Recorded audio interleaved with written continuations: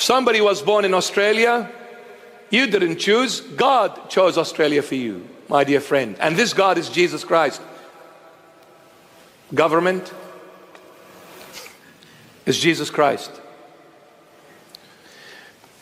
Any human being that goes against Jesus Christ will fall and must fall. Any government that goes against Jesus Christ will fall and must fall. And any power that challenges the authority of Jesus Christ will never ever remain in power. It will be gone and never to be heard of ever again. Never. Why? Because he is the only one who is God. There is no one else. His name is Jesus Christ of Nazareth. Amen. Amen, amen, amen. One saint said this beautiful and profound statement. He said, I am not a Christian, I am a follower of Christ. I am not a Christian, I am a follower of Christ. Because there are so many Christians that do not follow Christ. So the name alone, only being a Christian, is good, but not good enough. Unless you are a Christian following Christ, Christian only gets you nowhere. Oh, I'll get you somewhere. Hell. Even if you're a Christian. You need to be a follower of the Lord Jesus Christ himself. My beloved. God created Adam perfect. And if it wasn't for sin, if it wasn't for Adam's transgressing against God, he would have lived till this very day and until the end of time. So God created Adam to live till the time came to an end. When will this time come to an end? The Lord Jesus knows. We don't know.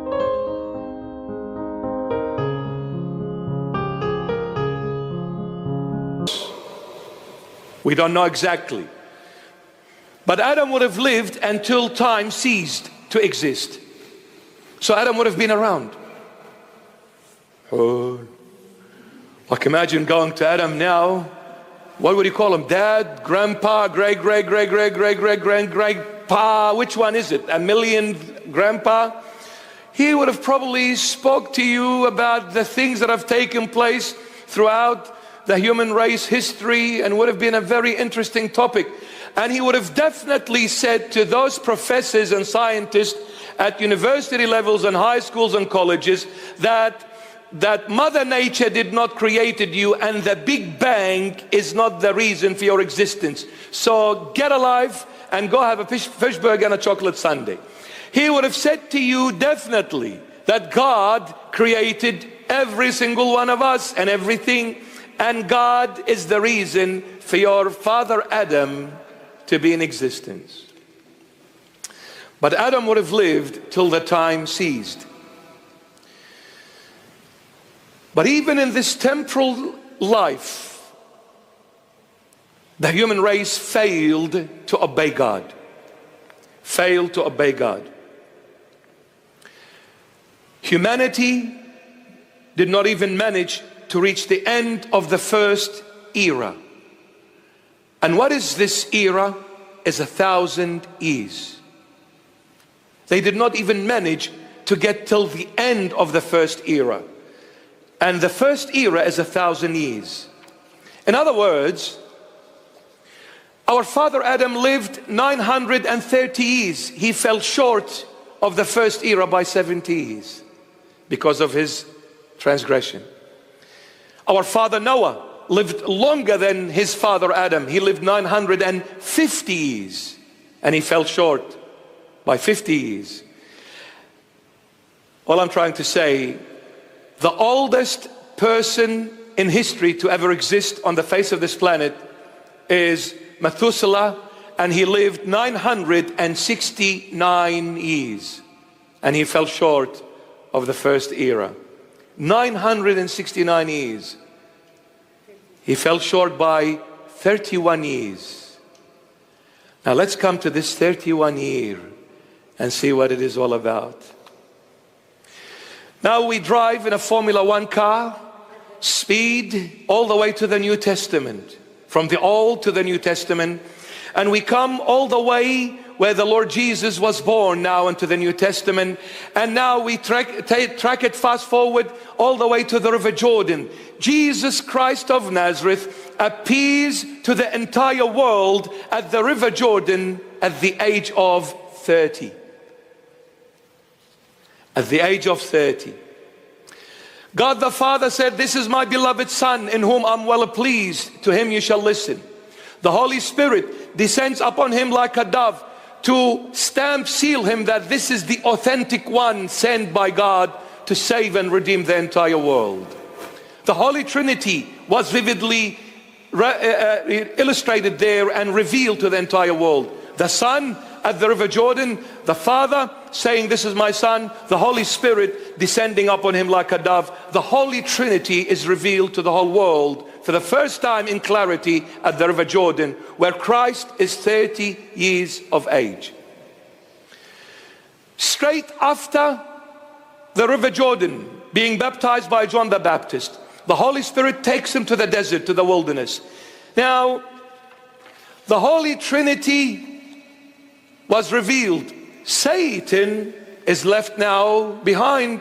He says, "Well, it is my turn now to come and put this Jesus to the test to see if he is the Son of God or not. I want to know for myself now. God the Father said he is. The Holy Spirit said he is. But what about me, Satan? I want to know, is he or is he not?" So straight after baptism, he's taken to the wilderness. He fasts for the 40 days and 40 nights. And then after that, Satan comes to tempt him, to put him to the trial. He puts him to 3 trials. If you are the Son of God, say to this stone to be bread. If you are the Son of God, cast yourself down from the pinnacle of this temple. And if you are the Son of God, I'll give you the whole treasures and the kingdom of the world and their wealth and their treasures if you bow and worship me. He failed. Jesus came out triumphant. He put Satan to shame for the first time ever.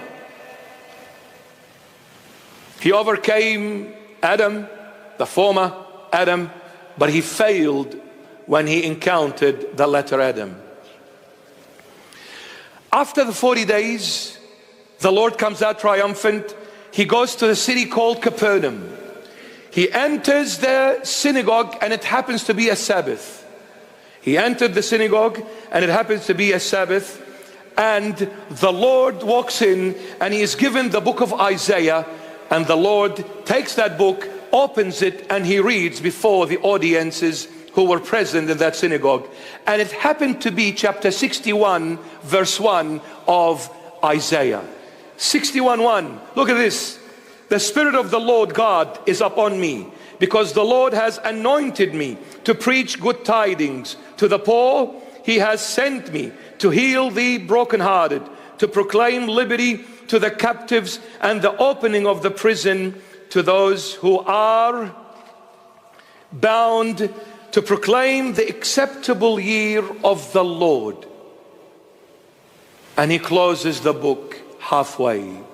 To proclaim the acceptable year of the Lord. Which was the acceptable year of the Lord? The year where the Lord began preaching. The year where the Lord began preaching. He appeared at the River Jordan at the age of 30, and he preached the first year, which was the acceptable year to God himself. You add 1 year to 30, what do you get? 31. You add 31 to the life of Methuselah, which he lived 969, plus 31, that is 1,000 years. That is mentioned in the book of Revelation chapter 20. So what is the 1,000 years therefore? I would say the following. 1,000 years, my beloved, is where the Lord Jesus is changing all of us from temporal life to eternal life. It's changing all of us from temporal life to eternal life. Since humanity failed God in the temporal life, the Son of God came in the end of times and became man like us, and he came to add to the life of Methuselah and make it 1,000 years, which is a number referring to eternal spiritual life. No more temporal physical life. Are you with me? So he came to give us eternity and spirituality. No more playing in the pig's field downtown, baby. I wanna dance with somebody, yeah. I wanna feel the heat with somebody, yeah.